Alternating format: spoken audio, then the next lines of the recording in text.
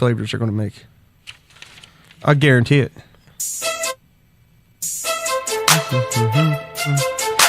We didn't start. I'm just making sure this is the right This button. concludes another episode. And it's not. Maybe you should put a little I sticker on it and a little O on the other one. Yep. Welcome to the Back Row Fantasy Show with your hosts, Jeremy Barker, Aaron Arms, and Neil Crabtree. Jerry Jimmy. He looks like a stud, I can tell you that much. I'm gonna fix that. Jarvis Landry. Welcome to the... There we go. All right. So I'm going to do something a little different this time, too. I'm going to lead us in with a voice. If you could wait till the music is about over to talk. I'm going to do like an intro before the intro. It's like been reading up on some professional podcast methods. Hold on. Okay. Smart. Go ahead. Hello, Twitch. It's so whispery. The microphones pick up every whisper. Oh, yeah. Hey, viewers. 2. I bet it's Dan and Chris. Got money on it, actually. Hello, fellas. I can't Good love evening, you fellas. anymore. Most of the other listeners will hear good morning, but you're special. That's right. You ready? We'll do our little lead-in thing here. After I set this to the road. Hey, welcome to the Back Row Fantasy Show. Today's episode is going to be all about rookie wide receivers.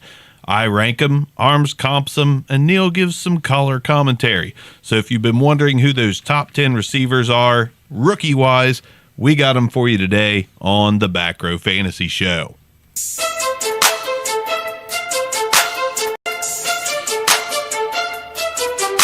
Welcome to the Back Row Fantasy Show with your hosts, Jeremy Barker, Aaron Arms, and Neil Crabtree.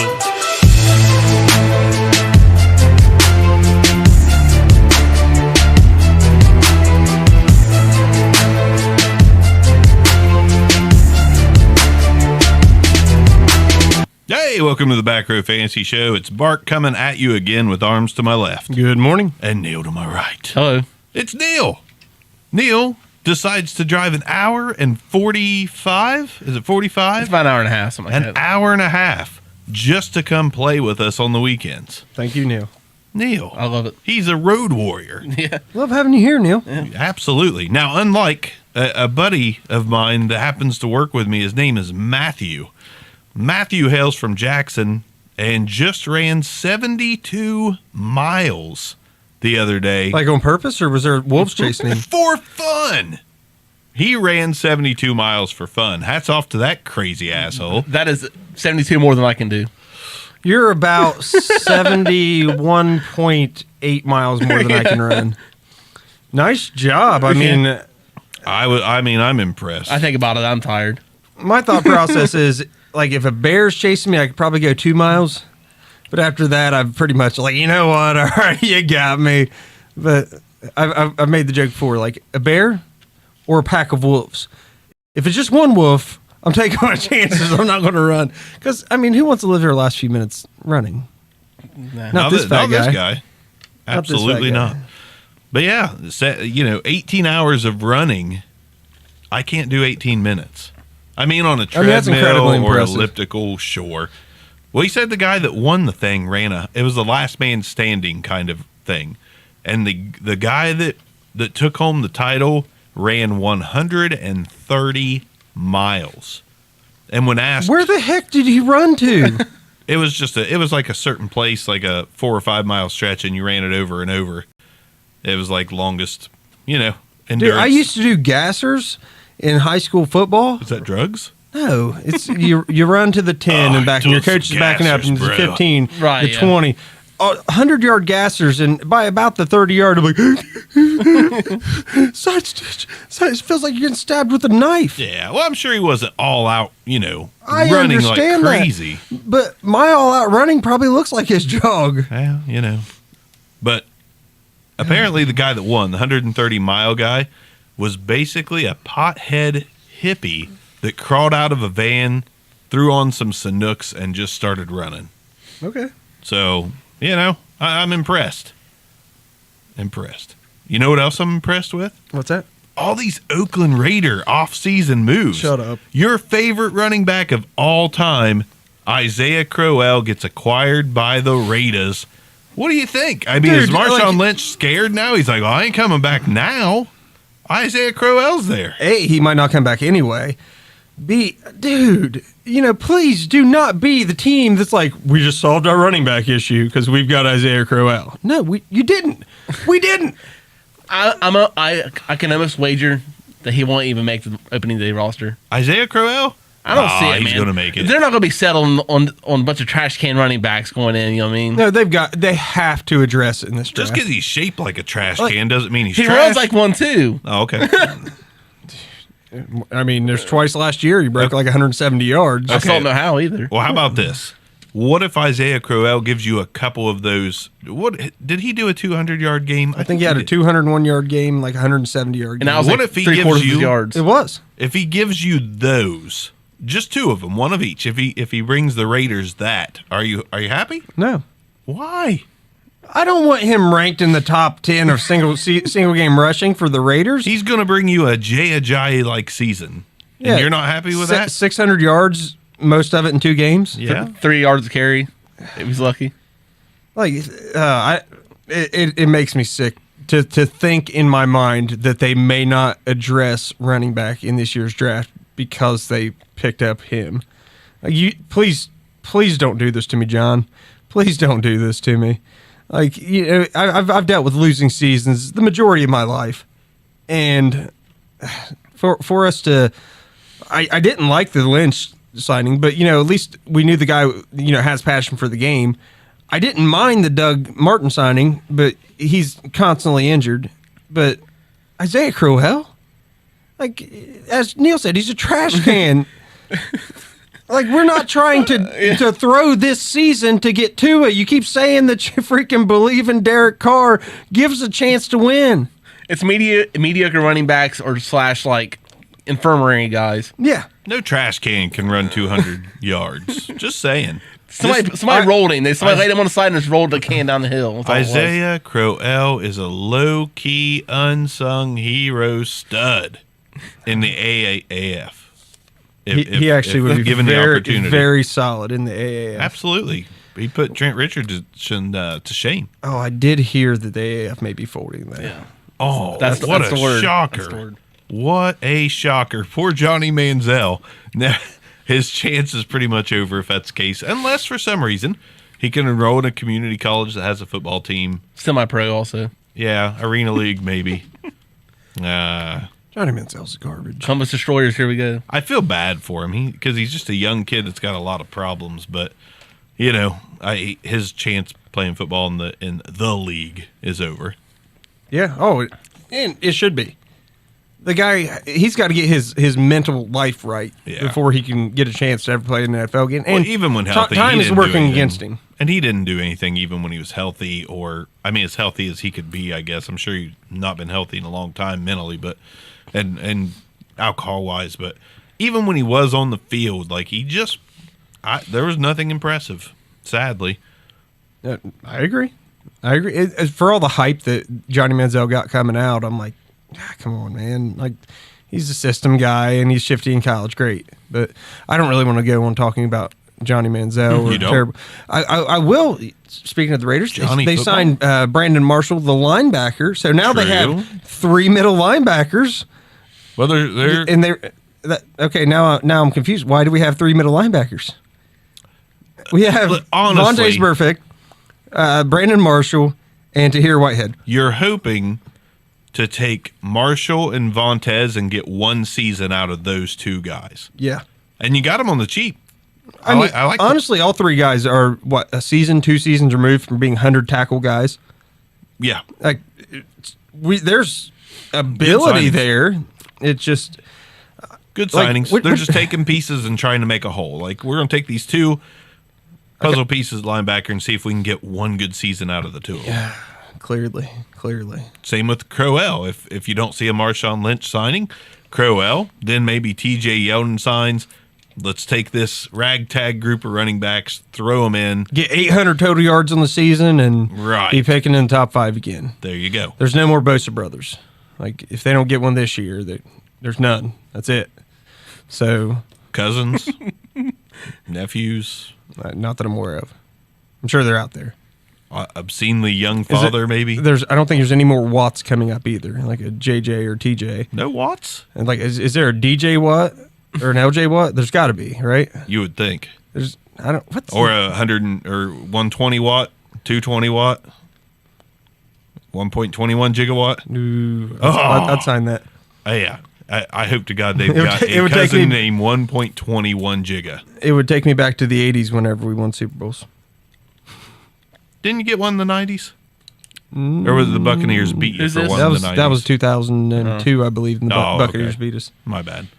Anything on the docket either of you would like to discuss before we do start looking at running backs or wide receivers? My bad. Got Isaiah Crowell in the mind. So LeBron James officially eliminated from playoff contention? That's worth talking about because let's do a quick hitter on that. LeBron James, was this decline or frustration? The stats say no decline. I think but the I think- defense and the leadership say frustration to me. The medical report came out saying he should have sat for 6 months on the injury he had. Yeah, LeBron don't sit for no one. That's what I'm saying. I think- Only cramps So he could can have been, floor playing LeBron. hurt. But I also think that there's a lot of there's kind of no continuity to this team yet. There's no one that he can put trust in to, be his right hand man, so to speak, the way he had a Kyrie or even a Kevin Love. Like, it's just not there. Well, they also decided to ignore the modern NBA and be like, well, we don't need guys that can shoot the three. We don't need any. We don't need a those. second star. We don't need any Currys on this team or Clays. We just need a bunch of inside and mid-range guys because the mid-range jumper is totally what's in the NBA. Even as great as LeBron is, it's proved. He proved this year that he cannot single-handedly take a team to the playoffs in the West. No, Like, different animal out there. I mean, could he have done it in the East by himself? Possibly. East is a lot tougher this year too, so it's hard to even say. That's what I'm He saying. would have got him. He would have got a team. But we're in. talking probably 6, 7, 8 seed in the East if it was the same Yeah. team playing in the East. It just wasn't a good team. I mean, they've got pieces that are okay. What Brandon Ingram, Kuzma.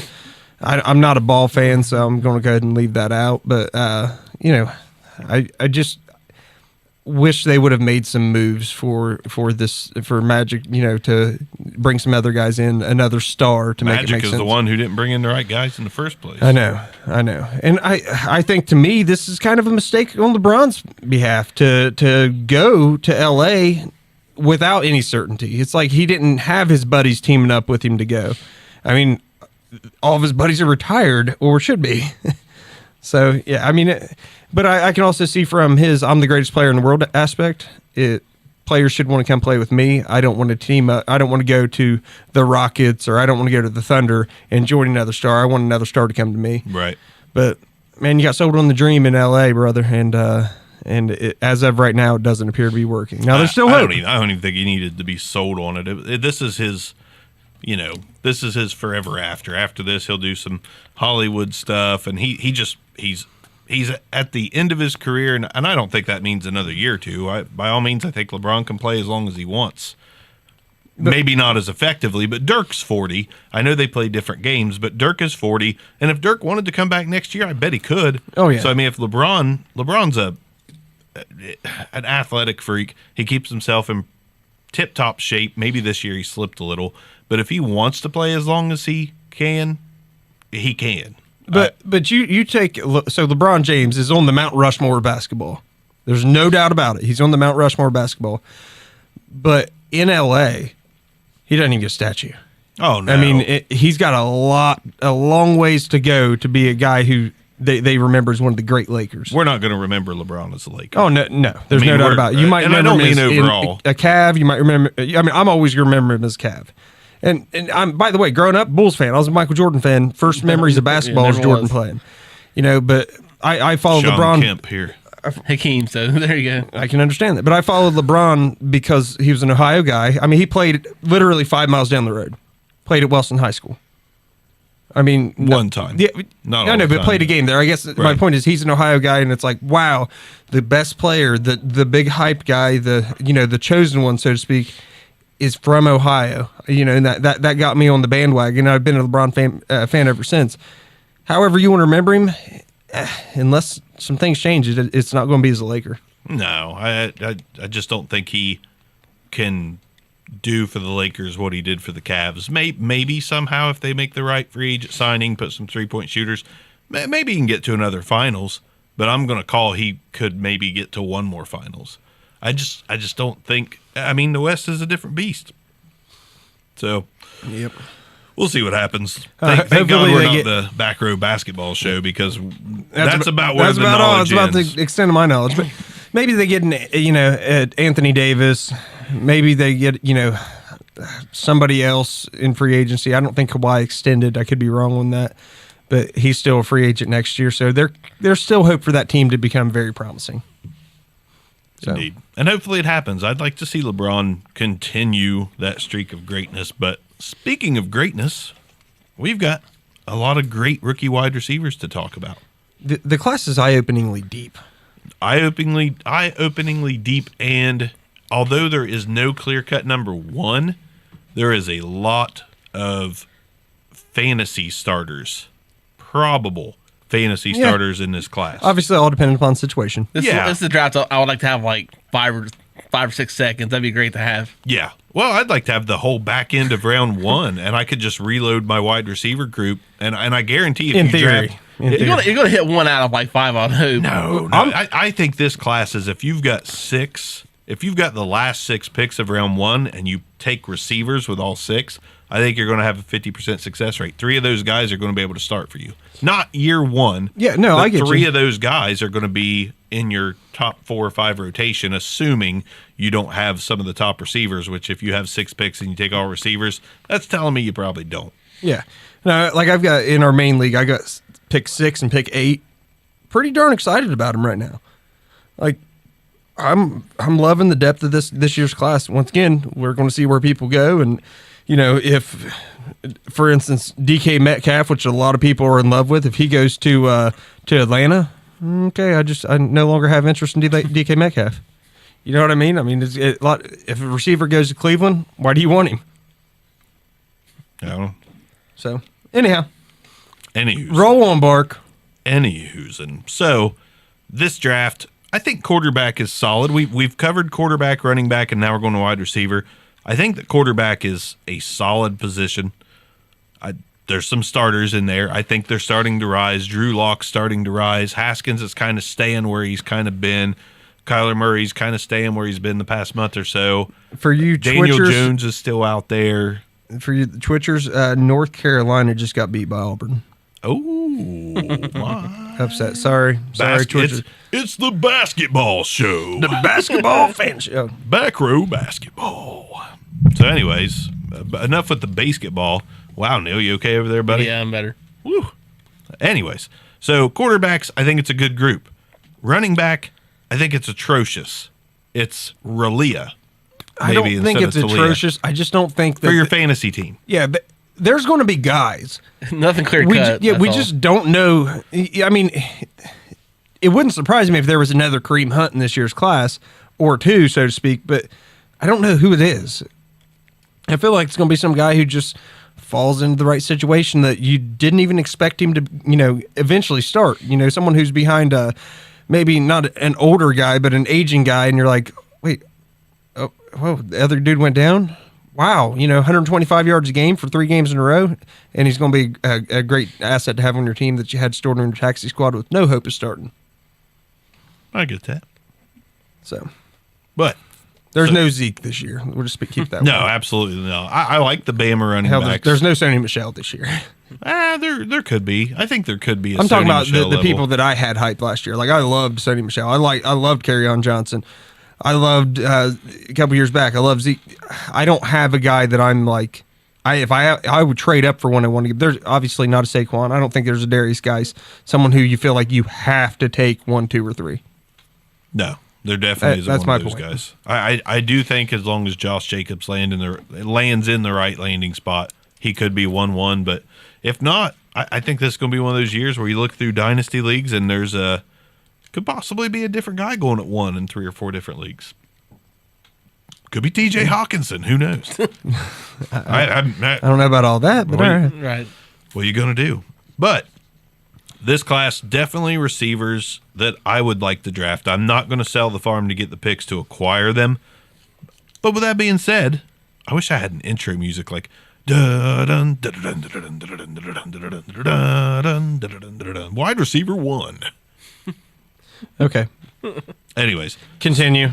Carry so, on. the guy I do have as my wide receiver 1, I ranked him. These guys did something a little different. We're going to bring you different aspects, outlooks. My number 1, and then you can give your feedback on him and agree or disagree.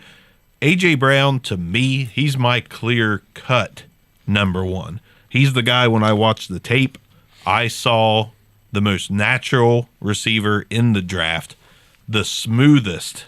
This dude is buttery smooth. He is. In and out of breaks smoothly.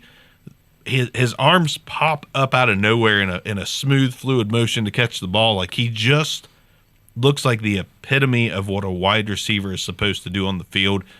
And he's slithery, silky smooth and slithery. He just finds ways to get open, and he finds the soft spots in the zone.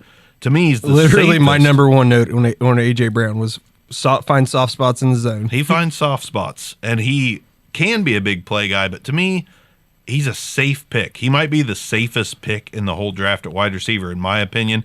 He also tracks the ball well. He's great after the catch. Will you please stop reading my notes?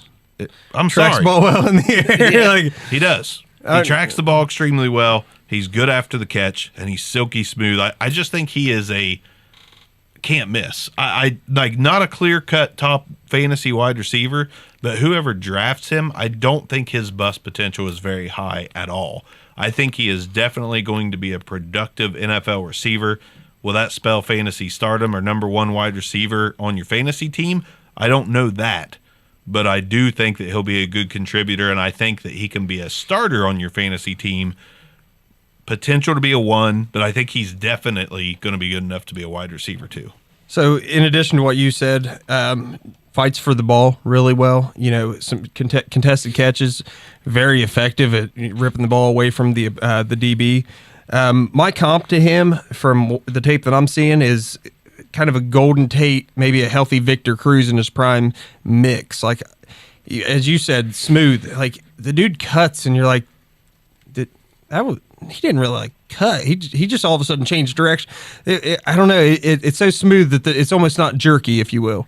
Like, it's just Nothing jerky boom. about him. He's turned, and you're like, that's okay. I mean, effective because the DB standing there where he was, and he's 2 yards to the inside. I mean, I like him, and I'm not going to say that he's can't miss, but of the 2 guys I named, Tate and Cruz. I mean, I know I'll Cruz take him. only had a 1 year of fantasy production, but I mean, solid hands, very soft hands, and catches a lot of balls. I mean, there's not a lot to dislike about A.J. Brown. I love the Cruz in his prime comp. I didn't think about it, but when I think about it now that you said it, like Victor Cruz was extremely smooth, found soft spots, could also go deep. Yeah. He just looked like a classic NFL wide receiver out there, and I think that's AJ. If you want to see how good A.J. Brown is, have someone just a 5-yard lob over your head, and just put your hands out with just your head turned. That's a difficult thing to do without shoulder pads and a helmet on, and he does it just like in stride. Like, nope, no big deal. He plays a lot bigger than 6 feet. Yeah, he does. Yeah, he really He's does. a thick 6 foot, but he plays a lot bigger than that from what I've seen. Almost a running back type body at wide receiver. I think it's like him being 6 foot though. Is like I swear, like all the jump balls and stuff like that we've seen too. It's like I don't know how he did it. Yeah, he's very good at the point of attack too. Not the best in the draft at the point of attack. I mean, he's but he not can hold his own. He's not Odell Beckham at the point of attack, but he wins a lot of jump balls against some pretty darn good competition in the SEC. There's a couple guys in this class that I think are Beckham like at the point of attack. Yeah, but they're usually like 6'4", 6'5". Can't wait to talk about it. There's really not all. There's not a lot of tall guys in the draft at the top anyway. So No, a lot of 6 footers, 6'1", 6'2" at the most, and then you got the number 2 guy on my list, and I'm not excited about putting him here, but I have to put him here, DK Metcalf. So we got 2 Ole Miss guys, 1 and 2 for me, anyways. And the reason I do that is because DK Metcalf, there's no disputing the fact that he's a beast. He's an athletic beast. He's an imposing wide receiver to go up against. My big worries are injuries. And penalties. Penalties, which Arms pointed out earlier. Go ahead and talk about that for a second. So the one thing as you watch DK Metcalf's highlight reel, he's catching the ball that's contested, but usually with like a 2-hand push-off. I mean, that's getting called a lot in the NFL. Like, for his body type, he's not as aggressive at the point of attack. You'd think that he's just going to outbody someone, and a lot of times it's him pushing off and getting the ball. He's got to work on that to be effective at the NFL level. And oh, by the way, the guys you were playing, as good as the SEC is, most of those guys aren't going to be the guys you're running, facing against on Sunday. Especially with the rule change when it comes to interference, yeah. interviewable. Yeah. Yeah, and I agree, too. I caught that, too. I didn't put it in my notes, but I caught it, and I thought about it, and I doubted myself, like, no, he's not pushing off any more than normal. But you know what? He is. He absolutely is, and that's not going to fly at the next level, but that can also be taught. Yeah. He might be able to be coached out of that. The one thing you're going to have with DK Metcalf, if you have him on your fantasy team, let's just say that he walks in as the number 2 receiver on the team, there's going to be a lot of games that you would have won had his catch not been called back because of penalty. Like, that's what I feel. I think he's going to catch, a couple balls a game, 20, 30 yards downfield, and you're like, geez, and you realize that the reason he caught it is because he knocked the other guy down. I definitely feel like he can be coached. I feel like he can be dominant if he can stay healthy. Another knock I got on him, though, I'm giving him the number 2 spot literally based off of physical prowess and speed, because those are 2 things that are, if you like have Ramses Barden. If you have that kind of speed, Ramses Barden was somewhat imposing, but he was also lanky. Yeah, no, I'm just so a DK Metcalf, like point of attack, no one better in this class. Someone close, in my opinion, but no one better. The speed, the physical prowess, that's what makes him number 2 to me. But another thing that could sink him, in my opinion, is he needs to run better routes. He doesn't have a large route tree. He's not a tactician on the field by any means. So if that physicality or speed fails him at all because of injury, he doesn't have anything to fall back on. So he looks like a bigger Terrell Owens, like someone who's just bulky and strong. But if you watch most of what he does, honestly, most of it's just downfield.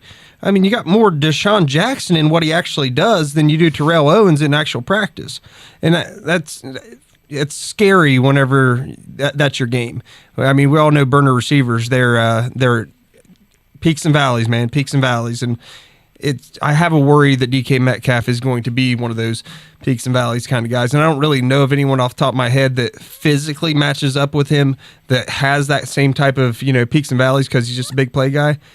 But the way he plays the game, it's almost Dante Stallworth, like, so to speak. He's a one-trick pony, really. Yeah. I heard an interesting comp. I believe it was a dude I play with named Kevin in the league, Singer. How you doing? Thanks for the comp. The comp. I didn't see it completely, but Stephen Hill, a really big, fast receiver out of Georgia Tech. Well, same place out of Georgia Tech. Yeah. Same place Calvin Johnson and Demaryius Thomas. Right. Now that comp, he told me that comp, and it makes some sense. Stephen Hill was fast, big. He didn't have quite the build that DK Metcalf had. Terrible receiver in the NFL. Terrible receiver in the NFL. I don't think DK is going to be terrible, but I don't know if DK can sustain that physique and be a stud. If I've got pick 1, 2, or 3 and I need a receiver, it's not going to be DK Metcalf for me. No. I agree. I got him on 2 in the off chance that my hunch on him is wrong, because that happens. It's hype and the freakish, size pretty much. Well, he was good. I mean, the numbers are there, he didn't play too. a whole season either, though, at the end. So it's like, I personally think the factor with DK Metcalf is if you pick him at, let's say, number 2 or number 3, his camp hype is going to be through the freaking roof, and you're going to be able to trade him for more than he's worth. I agree with that 100%. And He might you be might worth even- drafting to trade. Yeah, I was going But to say that's risky. You might even do it to try to get rid of him before camp comes. I mean, if you miss, you miss. Can't hit if you don't swing, right? Boom. So number 3 on my list. This one's going to be somewhat unpopular, I think, but Deebo Samuel. Deebo Samuel, for me, stood out on tape. Mm-hmm. Reason being, something that I've noticed in the league, not all of them, but if you're a quick twitch athlete, Mm-hmm. and that's not about us being live on video on Twitch right now, quick twitch. Like you have that, your limbs, your muscles, your motors, your gears, they have a different level. Your cuts are at a different speed. Yeah, you're able to throw your arm up faster. You know, if you're a defensive end rushing, you can make sudden movements a lot quicker than most. And Deebo Samuel has that quick twitch. And it's not just that brings him to number 3 for me. He can also track the ball. Yes. He's good at the point of attack. And the thing I noticed besides the quick twitch that blew my mind, he is one step ahead of everyone after the catch. If you notice the tape, the balls that he comes down with, his head immediately goes to the ground. He looks to the ground immediately to see where his first foot is going to be planted after the catch and where his takeoff point is going to be. And that blew my mind. That a young kid in college is coming into the league is that aware on the field. His awareness after the ball hits his hands is uncanny. Like he has his next move planned out. And he doesn't do it before the catch. He does it as soon as the ball hits his hands. He's never looking ahead. His head goes to where his foot's going to land and take off from. It's very cool. To I watch. know you've seen a lot of Deebo Samuel whenever he got 3 touchdowns against Piece of Clemson. Yeah. I mean, they still won by like 30 points, Right. but I haven't been the number 2 receiver when Really? when it's all shook up. You have him at what? Number 2. Nice.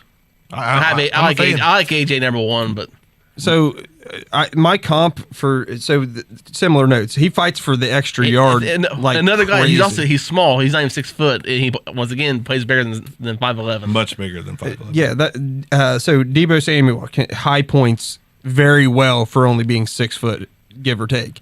3 touchdowns against the best defense in college football last He year. manhandled those DBs, man. He did, and if you watch the tape, like he was open. Like he was open at all times. Now, could some of that been prevent defense? I mean, they were up 20 points most of the game. I mean, his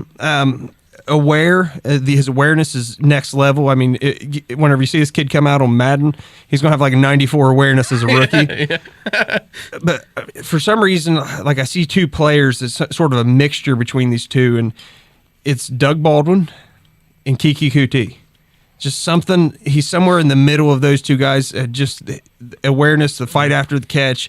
Yeah, I love him. I'm a big fan of Deebo Samuel. I can see the Doug Baldwin comparisons. Yeah, I'm a big Kiki fan too, though. Yeah, Kiki looked good when he was healthy last year. I'm not even going to trash the fact that you threw a Kiki Kuti reference out there because dude looks like in a year or 2 he could be, one of the next big things from the slot position, or maybe even line him up all over the place. I think if he's actually good before his rookie contract ended, and him and Hopkins together. No Right. doubt. Yeah, I mean Deebo's And going to healthy be Fuller, maybe. he's going to be a hell of a slot receiver in the NFL. Honestly, The only knock I got on Deebo, which can be said for a lot of this draft class, he has solid speed, but he can be caught from behind. And I saw a lot of him being caught from behind on tape. But listen. But that's Doug Baldwin. Not every. You know what I mean? Exactly. Not everyone's breaking it They're off yak. for a touchdown every time they get some space. But Deebo, I still loved everything I saw. I don't worry about that caught from behind speed. We worry way too much about 40 times. We worry way. Oh man, he only got me 50 yards. If he could have got me 60, he'd score.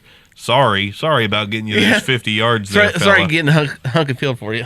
there's 6 points instead of 13. Sorry. Absolutely. So number 4 that I've got, unless anybody has any more to add to Deebo, and you gotta love the name. Oh, dude. Whenever I first heard the name Deebo Samuel, I'm like, oh, man, this monstrous middle linebacker they're getting ready to talk about. And they're like, Right. wide With receiver. crossed eyes. 5'11". I'm like, what? A named Deebo? First off, he's about the age of when Friday came out. Yep. So you name your kid Debo, you have a hopes that he is going to end up looking like James Harrison, not Doug Baldwin. I do like the kid, though. Yeah. As do I. Hopefully, you don't have the crossed eyes. Maybe that's why he sees where he's going to land after he catches. They might have the crossed-eyed effect. Ooh, maybe he came out with crossed eyes, and that's the reason they did it. Might be. You might have teams out there looking for kids with crossed eyes on the street. Like, listen, come here? I got time. You're 40. Can you steal a bike? That's right. It's my bike. My bike. Number 4. This one's not going to be that popular either because honestly, draft pundits have him anywhere from 6 to 10. I'm not a draft pundit. I'm not a professional. I'm a back row fantasy show guy. We're a feeler. That's right. Riley Ridley. Riley Ridley is another one of those safer picks to me. Like, I don't know about him jumping off the page as a stud in the league, but I think he's going to be a productive NFL player, and I think he has wide receiver 3 potential. Not right out of the gate, but maybe year 2 he could be a wide receiver 3 for you and possibly grow from there because of all the receivers that I watched, he has the most potential. Kind of limited on offense that played the running game a lot. I know Jake Fromm is there, but Jake Fromm, great quarterback. Yeah. But didn't target Ridley a ton. And I don't think it's because he wasn't open. That was a very well-rounded football team that didn't pepper Ridley with targets. I mean, if you want to see some Riley Ridley highlights, I mean, I think last year going into not this past year, but the previous national championship game, like he had like 20 catches going into that. And I mean, honestly, looked better than Calvin Ridley in the national championship game. I mean, brothers playing against each other, so to speak, obviously both on offense, but he looked really, really solid. My comp to him, like he's a possession guy. If you watch his tape, he doesn't get a ton after the catch. He's fighting for it, but it's just, I don't know whether the coverage is on him and they're planning for him, but it's like he makes a guy miss and then he's tackled. He's got great concentration. You'll see a ball that might be, tipped and he still, can come down with it. He's a solid route runner, but he's not Calvin Ridley solid route runner. You know what I mean? Right. The closest I can, off the top of my head, come to him, he's like a poor man's AJ Green. Yeah, he has a lot of that to him. I think the main differential, which is my knock on Ridley from AJ Green, is Ridley looks a little stiff. Just a little stiff. He's not that fluent. He's not that smooth. He's very stiff, but what he makes up for that stiffness with is great at the point of the catch, and he's very smart. Some of the moves he makes are very smart. The reason why I even had him in the top 10 of my list anyway is because the fact that how many possession receivers are in this draft. Yeah, right. Like he has a big name. He played well. Yeah, he's possession all the way. Yeah, I mean, there's like maybe 2 to 3 top guys. I mean, and he's big enough and has the hops. He can be a red zone threat. It's just he didn't put up eye-popping numbers in college. Because there's been rumblings of Pats taking him like in the 3rd, 4th round if he's available. Dude, that'd be a steal. They need a possession receiver. And I'll tell you, the guy that I had closest at the point of attack to DK Metcalf is Ridley. I think he was exceptional. He runs the cones better. Attack. Yeah. So Tom Brady.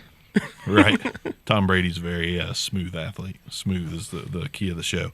But yeah, Riley Ridley, I would have no qualms about adding him to my fantasy team. And you might be able to get him in the second round. You should probably get Riley Ridley pretty cheap. I mean, honestly, I'd love for the Raiders to pick him up. Like, probably, that's bad comp. I'm just thinking lankier guys. But he doesn't have the speed of a Jordy Nelson. No. Ridley's got a little meat on his bones. I wouldn't even call him lanky.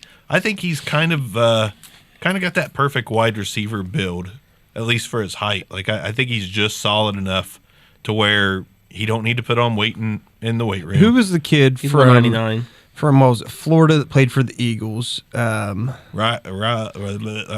guy. Yeah. Oh man, what Cooper? the heck? Yeah. Riley Cooper. Cooper. Yeah. I always get him confused with Bradley. Has a little bit of a reminding of. It reminds me a little bit of him. Wasn't he in Silver Linings Playbook? I don't know. Yeah, as an Eagles fan. Cooper Riley.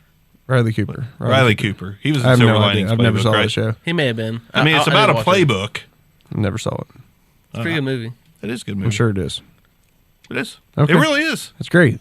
You guys gonna go watch a Notebook and cry here in a minute? It's nothing like The Notebook. I'm sure it's not. Gosh, such an assumer. I bet he's never even seen The Princess Bride. I don't know what that is. Oh my God. I know Andre the Giant's in it. There you go. It's a great Right. movie. I guess he drank like 64 beers a day on set. Well, you know. Andre the Giant's my spirit animal. Yeah. So I assume we're Next. nothing to add from you Yeah, guys. do you have anything else to add? Nah, it's all been said. I mean, I do like him. He does have some development to go, though. It's there too. Like he can definitely be coached up, and with a year or two in the league, maybe a third-year breakout guy. I mean, he can do it. You can do it. You could do it. Willie. But with any wide receiver, though, if they go to a person's team that they like, they're going to snag him. It doesn't matter. Oh, yeah. If he goes to the right team, he could be. So he can still go in the mid first or late first in a lot of fantasy drafts. Wouldn't it be fun if he went to the Falcons, played with his brother? That actually would be really. I mean, Georgia. You know, from honestly, Georgia to, that would be a pretty cool concept because Snoo's not there anymore, is he? I don't think as so. of right now, I don't. Is Sanu free agent then?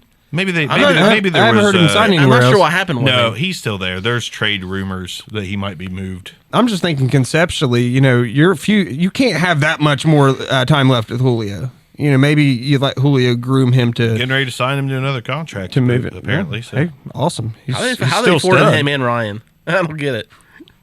I don't know. I know one thing that would spell bad news for your favorite dude, Austin Hooper, if they, that part-time podcaster, Yep. Austin Hooper. Part-time tight end, part-time dog groomer, Austin Hooper. That's for you, Dan. All right, number 5 on the list, Kelvin Harmon. And this was kind of clear-cut to me. I was looking through all my notes, and I was like, you know what? Nobody stood out as much as Kelvin Harmon to me in the 5 slot. And that's it comes down to something a little different than Deebo Samuel for me. Not a step ahead, but he's not focused on what happens after the catch. He's focused on the catch. Kelvin Harmon, I saw no receiver on tape as much as Kelvin Harmon not take his eyes off the quarterback. Kelvin Harmon keeps his eyes on the quarterback the whole way through his route.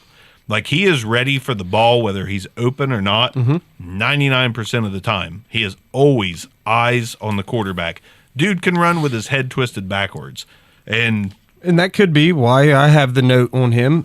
He's not a burner. no, He's one of the few possession receivers. I got not a game breaker, but we'll classify that as the same thing. He's not a burner. He's excellent at contested catches. He's Yes. thick. I He's mean, powerful. you're watch his highlights. It's like two guys closing in, and both there's 6 hands on the ball, but he's the one coming down with it. And my comp to him, Alshon Jeffrey. Like he reminds me a lot of Alshon Jeffrey. God, I hate Alshon. I love Alshon, but the ability to rip that ball away just by being that stronger than the DB, and like I could see him having an Alshon Jeffrey type career. It just came to me. Alshon Jeffrey is nothing more than Devin Funchess that actually took his vitamins growing up. Alshon Jeffrey's Devin Funchess knows how to run. Yeah. I could be wrong, but has Alshon had more than one good year outside of the time when he was with Marshall? He had like a 1,300-yard year with Marshall, and then When he was other with than that, Marshall. it's a few. I think some 900 to 1,000-yard years. He's not. Jeffrey had you're not expecting 1,500 yards a year out of him. I mean, coming to the league, honestly, I was, because he looked like the best receiver in the SEC when they had A.J. Green and Julio Jones. I mean, he put up ridiculous stats. He smoked Clemson a lot. Absolutely. And then Kelvin Harmon, like we said earlier, not a game breaker. So honestly, I think that's the biggest knock on him is just that lack of a top gear. But one more plus for Kelvin Harmon, out of all the receivers that I watched, he also probably to me is the best at making the adjustment for the catch. Yep. Like he can literally bend his body into a 90-degree angle, Large catch falling for the radius. ball. Large catch radius, but he also has kind of like Happy Gilmore. It's all in the hips for Kelvin Harmon. He can literally bend himself and contort himself to catch the ball, whether it's behind him, in front of him. Nobody I saw caught the back shoulder throw better than Kelvin Harmon. So he's like Alshon Jeffrey. I don't know just who this playing. Alshon Jeffrey guy is that you're talking about, but to me, he's Bum. not that good. He's kind of like a small DK Metcalf, a little stiff. If Alshon Jeffrey didn't have injuries, he would have been a top flight receiver for the better part of his Bo career. If Bo Jackson had injuries, Yeah, I agree. 100% agree. Alshon Jeffrey's the reason I worry about DK Metcalf, because Alshon Jeffrey came out a man on fire year one. He doesn't. Now, granted, there's no speed comparison. Alshon Jeffrey's not super fast, but Jeffrey looked fantastic in year one, and that bigger body seemed to slow him down year two and on. And that's what I worry about with DK. But if you watch with Kelvin Harmon, if you watch, there's not a lot of times he's behind the DB. He's right there. I mean, they're on him. He's just coming down with the ball. I get that. That's where it not becomes, Alshon, though. Yeah. That is exactly what Alshon does. Alshon's not getting away from anybody. He's just catching the ball contested. Well, he didn't run a 4.6, so he's not as fast as 4.5 to 4.6. Who, Kelvin? Yeah. Interesting. It's like Kelvin Benjamin type speed right there. I can't believe he's still on a team. I'm pretty sure I think he's a free agent, but he's still listed as Kansas City. But, man, Give it time. how far did that guy fall? Marquise Brown is my number 6. I know. I got him way down there. This is a contender for Arms as number 1. But Love me some Marquise Brown. Hollywood. listen, I'm going to start out with the cons because this is not popular to have Hollywood Brown down this low. But the cons to me, not a huge route tree. He's kind of a one-trick pony in my opinion. Most of what I saw was wide open down the middle. Dude's a burner. But to me, he is Deshaun Jackson. That's not a bad thing. I'd be okay having Deshaun Jackson on my fantasy team, but I'm not thrilled about Deshaun Jackson because it's boom bust. It's peaks and valleys. You said it yourself earlier.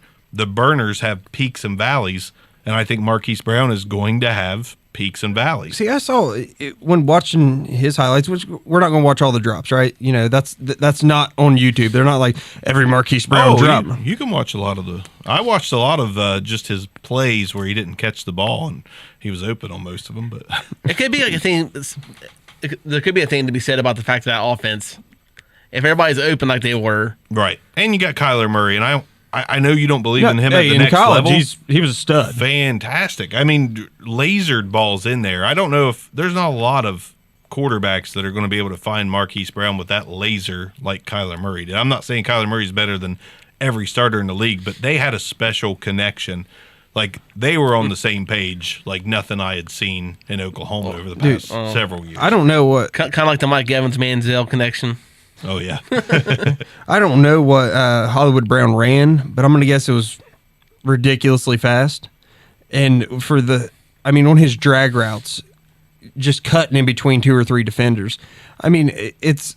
I know I'm going to get tore up for this because I mentioned it pre-show, but it's almost like he's somewhere between Alvin Kamara and Reggie Bush with the ball in his hands. I mean, the kid's got wicked cuts. He's fast, and I mean, it's He's almost a 4.3 guy. His change of direction is like he did not stop running in a straight line. Like, I love Marquise Brown. Like, he has the potential to be an absolute top flight slot receiver, in my opinion. Yeah, I agree with that, but not a PPR slot receiver. And I think in the way that we play fantasy football now, I want that PPR slot receiver. I want that Jarvis Landry, that Adam Humphries. Now, I'm not saying that I don't like Humphries in Tennessee. I'm not going to go into all that. But I want that Wes Welker style slot receiver that can get peppered, catch close to 100 balls. I don't see Marquise Brown doing that. I see the 60 to 70 Deshaun Jackson catches, 7 touchdowns, close to 1,000 yards. That's great. I'm not saying don't draft him. I think he's going to be a fine player at the next level, but I don't think he's going to give you the consistent, 15-point and up games. You're going to get a 6 here and there. Man, his catch and turn, though, is wicked. I mean, it wouldn't surprise me if he had double-digit touchdowns once he broke a starting lineup. Like, he is so quick. And I don't normally try to, praise on someone because I know a lot of speed doesn't translate to the next level. I think Hollywood Brown's does. I think he's Ted Ginn or Deshaun Jackson. I think he's more of a TY. There we go. Yeah. That is a great comp. Yeah, he's definitely not Tyreek, but No. Could be. Tyreek. He's fast. He's not as shifty, I don't think, as Tyreek. He's stupid shifty, but T.Y. Hilton's stupid shifty. Yeah, T.Y. Hilton's something different, too, Maybe. I could totally I'm just whiff on saying, the Marquise Brown. The kid looks, and once again, of course, watching mostly highlights, right? He just looks wicked. I trust the bigger guys for some reason. I don't trust these fast guys. Do you remember whenever I wrote it was like 20 facts about fantasy football or something like that in the old UFC? It's been a while. But I had wrote it, and the one thing, like, you're more likely to find the next AJ Green than you are the next Wes Welker at the time. Like, you're a lot more likely to find a 6'3" receiver that's successful by taking shots in the dark than you are by finding a 5'10" receiver that's successful. I mean, it's very difficult to find that small guy who's going to be able to tear it up in the league. Yeah, and that's part of my reservation. But like I said, I'm drafting him if 5 receivers have went before him for me. So Which ain't happening, but yeah. no. Number 7, popular riser right now, kind of came out of nowhere because honestly, as soon as the NFL offseason started, I saw this guy as a 3rd or 4th round pick. Now I'm seeing him to the Ravens, and I swear to God, every single mock draft I see online, Ravens 1st round, Paris Campbell. I know. Even Arms, the Bucknut is rolling his eyes. I like Paris Campbell. Don't get me wrong by any means, but me having him as the number 7 receiver clearly means he's not a 1st round prospect in my eyes. I watched too many Ohio State games with too many wide receivers get the ball put in both of their hands and it hit the turf. Just too many times. I mean, there's not. It was honestly awful. If you actually think about it, Haskins' numbers should have been way better. Oh, absolutely. I mean, there are games that the Buckeyes should have won by 50 that they eked out. Yeah, a lot of the Buckeye games, that's all it was constant drops. Oh, okay. It was almost. I'm picking up what you're putting down now. It was almost like they played two different players the first and second half. Like Paris Campbell, there's times in the first half of the game he'll drop 3 balls. Second half of the game, he takes 2 screens to the house. And Thank God he runs fast there, right? Yeah, no doubt. Like I like the kid athletically, but I'm not expecting much out of Paris Campbell in the next level. So. And does Lamar Jackson really need that like a speedster guy? I pick him as being more of a possession guy. I agree. He needs a Jarvis Landry type receiver or a Harry. Yeah. I like him. Like I'm not hating on Paris Campbell by any means. Nothing to Ravens. That's the thing I don't like. Yeah, that's not a great landing spot. Everybody has him going to Ravens, but it's like they don't need a. They need everything. They don't need a first. Well, they need a possession receiver and a speed receiver. Right. You know, I mean, rinse, lather, repeat. That team needs a possession guy way more than I agree. need a speedster. You know, Willie Snead, they've got some small guys in their lineup. They need that big guy, in my opinion. Paris Campbell's not that guy. And Paris Campbell, like, maybe this bodes well for him, but 90% of the big plays I saw from Paris Campbell, no one was near him. Maybe he got that open. Maybe he was overlooked. I don't know, but I'm talking. I mean, about whenever you drop, 4 out of 8 balls, you're going to get open every now and again because there's no need to cover you. Now, in all fairness, he did just fine with the hands drills at the combine. Yep. So again, coachability maybe. Saving grace for Ravens is they could be taking him as one of the top fast guys. And then later down the line, they'll get a possession guy. Yeah. If they swing and miss on Paris Campbell, you've got Hayden Hurst, Paris Campbell, countless other recent swing and misses. Well, since Ozzie Newsome left, really. You know, Ozzie the Newsome's Ravens still there, isn't he? I don't think this is the end of his Well, tenure. his duties have changed or something like that. Okay. That's one of the reasons why Suggs kind of went to the way of the Warrior there. But as far as Paris Campbell goes, I do think he's got a lot of room to grow. He didn't shine. Something that bodes well for him too. He didn't shine until he got Haskins. Obviously, JT Barrett, not the greatest thrower in the world. Agreed. But that could have held him back. Paris Campbell kind of looks like a one-hit wonder. But then again, he got a pocket passer his final year in school, or at least before he declared, and then he shined. So maybe with the right quarterback, he can shine in the NFL. But I do think wherever he goes, teams are going to need to manufacture some plays for him. I don't think you just split him out or put him in the slot and just expect him to run around and get open. There's got to be some screens. Ohio State used him a lot in the screen game, and I think you could do some reverses and some pitch outs to him as well. Like, you're going to have to use him kind of like a Cordarrelle Patterson, but with a lot more volume. I'm actually thinking he's more of a Deshaun Jackson type player because he's fast. I mean, he does have some great cuts. I mean, I'll give the kid credit where credit's due, but it's maddeningly inconsistent with his hands, and I refuse to believe that I mean, I watch the games. I mean, it's not like I'm sitting here, hand picking things. I watch the games across the middle. I mean, are you getting gator arms? No, both hands out, hits the palms of both hands, and then just fumbles it out. His hands are too inconsistent for me, and honestly, that's never something that solves itself at the next level. Never. I've not seen it happen yet. They grow new hands. Yeah. Right. So you have no faith in super athlete David Njoku? Volume. He's going to have to get as many targets as David Njoku and just trust that he's going to catch 4 out of 8, 5 out of 10. Number 8. Again, probably not going to be popular. N'Keal Harry. A lot of people are going to have him a lot higher, and I like N'Keal Harry. I like the physicality that I saw on tape. I saw the route running on tape. Like, it's okay. He's not terrible. He's not great at running routes, but he's got enough there to build on. To me, he's another boom bust guy. To me, he looks a lot like another guy, to me, that had the same characteristics. Laquan Treadwell. I see a lot of Laquan Treadwell in his game, and that worries me. I think he's a boom bust guy. He's not fast. Not fast. He's a little bit stiff, but he's physical. And that'll give him a chance, but I'm not that high on N'Keal Harry. I like him because I think this draft is deep. I think any other year he'd probably be 5 for me, maybe in my top 5, 4 or 5.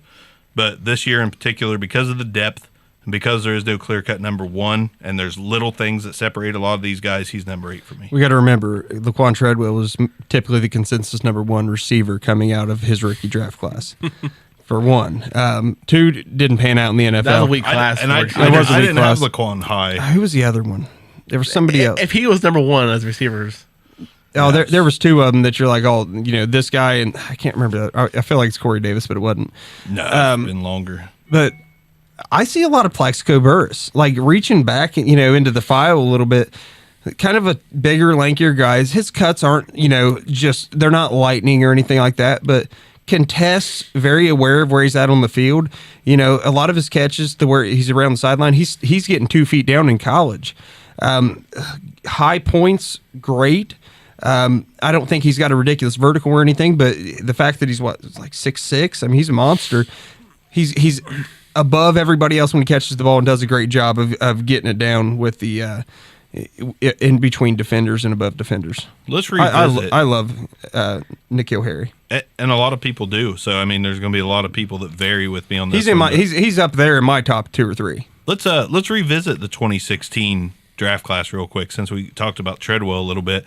The first guy picked was Corey Coleman. This was a pretty bad class, by the way. Yeah, if it had been for receiver. Corey Coleman. Then you have Josh Doxson, who I have zero faith in. That was the other guy. It was Treadwell and Doxson. Was the and only... Coleman. Coleman was up there in the number 1 conversation as far as wide receivers in fantasy. Yeah, but I mean, the numbers that the other 2 put up were stupid. Corey Coleman had a Marquise Brown-like play style. Sorry. But then you had Treadwell.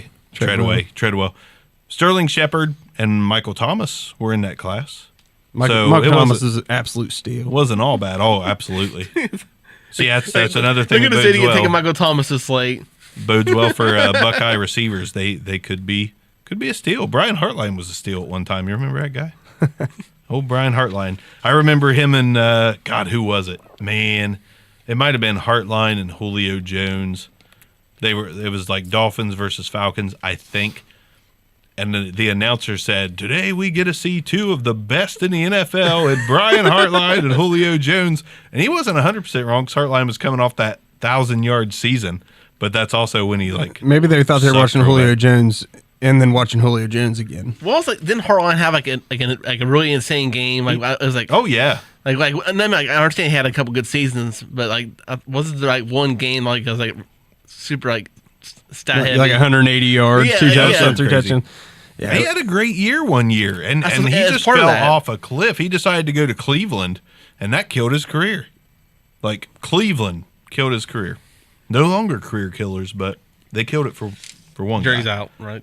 Yep. So N'Keal Harry, Again, I like him big and physical, but to me, he's going to have to get a lot better at running routes to put that physicality to use because he's not a burner. He's not a downfield, not necessarily a downfield threat to me. He's more of that possession guy, move the chains, and he can do it. He's physical, but I'm excited to see all these guys play and see who we get proved wrong on, who we get proved right on. And N'Keal Harry's a guy I'm going to watch closely. I mean, there's a lot of guys every year that don't really put up statistically great college, stats, and all of a sudden you're like, damn, Yeah, it's all system stuff. who was that? 1,500 yards, receiving. What the heck? So yeah, I agree. I can't wait to see this year's season coming up. It's going to be interesting because there's not that one huge. There's no Saquon. We've said it before. Like there is not going to the spotlight's not going to be on any one single rookie. Yeah, like we're going to be watching them all. I feel like the spotlight's going to be on Kyler for most people. Yeah, it like, probably will. It wouldn't shock me if Kyler went the way of Manziel, to where a lot of people are like, he's the guy who changes this, and I've heard it. Now that's if he gets selected and he starts. Like if the Cardinals pass, he could be a guy that sits for a year behind someone. Yeah. Possibly. It depends where he goes. The Pat Mahomes thing is convincing owners again that you sit him for a year. Not everyone has Andy Reid.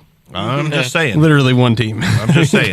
It's a copycat league. That's why 30-year-old head coaches are hot right now. So we're probably going to see some rookie quarterbacks sitting again. Still waiting on my call. Still waiting. Great. We're older than yeah, police. I'll be 34 next week. 35 next week. We have literally aged out of our NFL coaching headshot. The window closed. Yep. Especially for McVay me. shut me out. Listen, I'd be ecstatic just maybe like a linebacker coach or something. Call me, Oakland. Dude, I'll Vegas. coach. I'll be the punting coach. I can't kick for crap, but I'll coach it up. The greatest high jump coach of all time was a paraplegic. Just remember that. You don't have to be able to do it to teach it. See? I can do this. That's actually not even, I'm not making that up. Yeah, I used to be. I don't remember his name. I think it's like Fosbury or something like that. No, it's not Fosbury. Fosbury was a guy that In originally college, fought. I had a speech class where I had to stand up and talk in front of people. Mm-hmm. Couldn't friggin' do it. Like I did, but my voice shaked the whole time. Like it sounded like I was hooked to one of those old style, like The fat shakers. fat shaker belts. Yeah, exactly. Like I had a shake weight in each hand. I'm like, my story today's out. And it just didn't work. Man, if this wasn't a family show, I got a joke. Oh, But boy. it's a family show, Well, so we this, don't. my motion on Twitch right now, if you. Yeah. Okay. Yep. So anyways. Yep, family show. So I was terrible. Yeah, family's not watching this on Twitch, but I was terrible at speech class. But I came out of my shell a little bit, started doing the podcast and YouTube thing. So, Did some commercials huh? for your previous employer. Did some commercials on the radio. I did do some commercials, and I'm on Some. like 50 vans all across Ohio. Still. Yeah, Yeah. I see it all the time. You're It's like, hilarious. Sucks. With the People tell me all the time, like, saw you on the van. Like, which one? Anyways, so moving on, I guess. I'm going way off track on that one. Number 9. This is going to be way unpopular, but I don't care what you say. Terry McLaurin, to me, dude runs great routes. Great. Great. I like Terry McLaurin. He's tough. He runs good routes. He has great hands. Those are things that can make him a valuable asset to a team. There. I said it. Terry McLaurin is my number 9. To me, he's going to be a massive sleeper. He's going to be one of those guys that go in the 4th or 5th round and somebody got a steal. It happens every year. We got Marquez Valdez-Scantling, among other guys. Every year there's a few guys that come out of nowhere, and they're good. And Terry McLaurin is a hard worker, great hands, great route runner. That spells NFL success to me. I've watched far too many Ohio State receivers drop footballs. I lost count of who was doing it and when Terry they were doing McLaurin it. has great hands. Did you not catch that part? He has. You must great not have watched every game hands. because at his I nice refuse to throw. believe Paris Campbell dropped every damn ball. You know, There was more Sick players. pass. Oh, he dropped it. They had more players than 2 wide receivers. I know. Just yeah. Anyways, So this is going to be. I don't have a lot of input in Terry McLaurin except for don't get your hopes up. This is literally. This is the part where no one has anything to say after me. It's Terry McLaurin time, and it's quiet. You're right. It's because Nothing. You guys got nothing. I've watched let me put it this way. I hope this guy is a Pro Bowler in year one. I hope he's the Philip Lindsay of the wide receiver class. I hope he is for the pass or something. I don't care. He's what, Brian Rubisky? There you go. There's comp. high hopes for Rubisky. I didn't think he was good, but I wanted him to be. Yeah, you want Terry McLaurin to be good too, and he's not going to be. No, I mean, I don't want him to be. He is good. Okay. Did the Browns run Rubisky? Yeah. Well, no, Rubisky just wasn't good. There's nothing else that could be said. Terry McLaurin, totally different. I'm beast. all about, like, I want Ohio State players to succeed in the NFL. I know you do. But I don't. Any receiver that's came out before or after Michael Thomas in the recent memory, it's like, no. Well, I was on Michael Thomas from the get-go. I'm like, dude, this dude's nuts. But you're going to hate my next one. If you didn't like Terry McLaurin, you're really going to hate me here in a minute. Go ahead. All right. Number 10. Unpopular. And college stats don't mean everything, but it is an indicator. Andy Isabella. You laughed. He literally laughed. I can't wait till this season comes to fruition. Listen, the reason if he's a Pat and they've got Tom Brady for 5 more years, abso-freaking-lutely. I have him at number 3. You got him at eight. number 3? Yes. There we go, Neil. High five. Who the hell did Andy Isabella play against? He didn't have to. Who'd Marquez, Yeah, he does. Whenever you... Who'd Valdez Scantling play against? Who'd a lot of guys play against? Who did Antonio Brown play against in the MAC? Who's the Colt receiver that came out of Mount Union? Oh, man. Pierre Garcon. Yeah, Pierre. Yeah. Who did Pierre Garcon play against? Listen, Pierre Garcon had Peyton Manning Who throwing the Shannon ball. Sharp play against? And then Andrew Luck throwing in the ball. There's a different animal there. So Isabella goes to Kansas City. Oh, hell. He'd be a good Oh, Cowboy hell. spot, too. Yeah. Actually, Cowboys can I only think the support Cowboys one. just solidified their receiving core. I think they're fine. Yeah, I mean, they have you've got Noah an Brown. No, you've got an up. You've got an up and coming Michael Gallup. You've got Randall Cobb if he can stay healthy. Yeah. Cobb's a fine number 2 receiver. And to be honest with you, we all know that Dak can't exactly support 3 mouths. Yeah, I don't think he can support 2. in the receiving Wide game. receiver So, wise. yeah, like I honestly think Cobb hurts Amari Cooper. Different story for a different day. I don't like the Andy Isabella thing. I got The kid is shifty. He reminds me a lot of Edelman, but unless you're going into a system that plays needing that Edelman type receiver, and I believe he's faster than Edelman. He looked really fast playing against Division freaking 7 DBs. He looked really fast, but I mean, at the end of the day, you're playing against inferior competition. To me, it just is what it is. What is it, an A10? I like. I mean, Andy. honestly, okay, well, the A10, there's some freaking burners. I could play cornerback in the A10. Here's the bright spots to me on Isabella. He's elusive, good at ball tracking. Because he's 5'10". That's the reason he's elusive. One of the You best. can't see him. He's 5'8". Some of the best tape that I saw of players tracking the ball was on Andy Isabella's tape. Can track the ball. His moves are subtle, but they're effective, and he finds the soft spots in the middle. He does find soft spots in the middle. I'll give you credit there. This guy is the 2019, I'm sorry. He's the epitome of the 2019 slot receiver in the NFL. This guy can play the slot. Slot is an important position now, and this guy, to me, is going to be a great pickup. Did he get invited to the combine? Yes. Okay, I didn't. He performed well. Did he perform well? Yes, he Okay, did. I was going to say, if he tests well, different story. But I'm always resistant on somebody who plays against poor competition. That's why I started liking him at the combine. You play against poor competition. How does that translate when you're playing against the best in the world? It doesn't always translate badly. Usually doesn't translate. There's a lot of players that play the top competition. Do you think that he's going to be? badly. Do you think that he's going to be fantasy effective this year? There's like three or four spots I think he could be. This year, In the next 3. I'm with Neil. In the next 3. There's a handful of spots that yes, but Tell me where he can go to where he'll be effective. New England, Yeah, Obviously. Miami, Okay. because they have nothing. Well, they've got I a mean, monstrous arm quarterback now. New York. Okay. I'll buy that. I think he can be effective in New York. I think he can be effective in Tampa Bay. I was going to say, I think Tampa Bay would be a good landing spot for him. I think and maybe in Seattle. That's an Adam Humphries replacement if I've ever seen You're one. right. And I see a lot of Wes Welker to his game, and that's not because He's He's a short white guy. Not because he's Powder from the movie Powder. Eric McCaffrey's a short white guy too, wasn't he? No, he Yeah. was like 6 I foot. was gonna say I think he's a little taller. Yeah. A little Wayne Corbett to his game. Concussions. Dude, I loved Wayne Corbett. Wayne Corbett was a bad Wayne man. Corbett had no qualms about just jumping into a linebacker to catch a ball. I mean, he might not come back in the game after that, but he's going to catch that ball. Well, he should have went the BB route and had the big padded helmet. The padding over the padded helmet. Absolutely.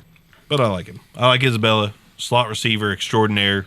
I think he could play excellent for the right team. I don't mind him. I have him further down, Understandable. probably 15th, 20th receiver off the board, Understandable. because to me, he's got to go to the right team.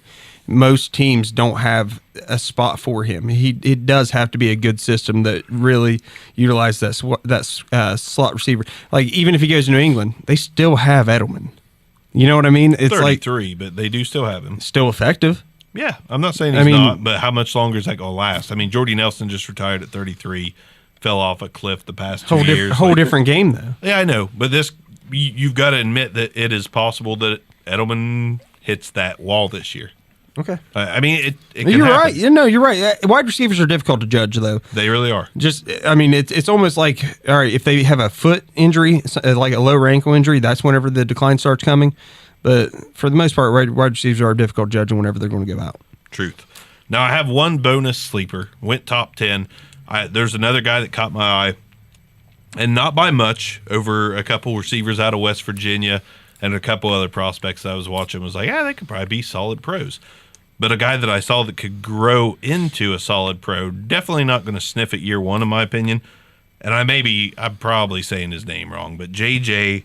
Arcega-Whiteside. Big possession receiver. Not many of those in this draft. Right?